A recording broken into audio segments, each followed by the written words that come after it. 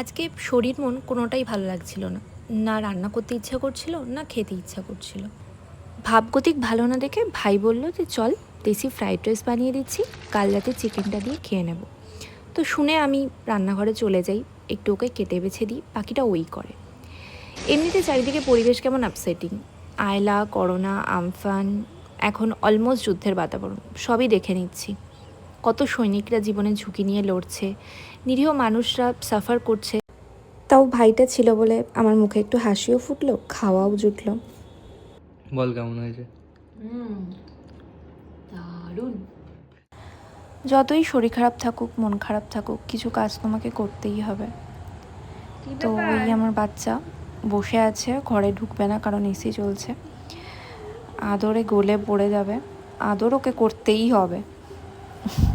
এরাই ভালো আছে, চিন্তা নেই কোনো।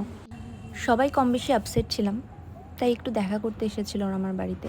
দেখি আমরা সবাই সাদা পড়েছি, আর সাদা দেখে মনে হলো যে শান্তি ফিরে আসুক, শত্রু দমন হোক, সবাই সবার পরিবারের কাছে ফিরে যাক।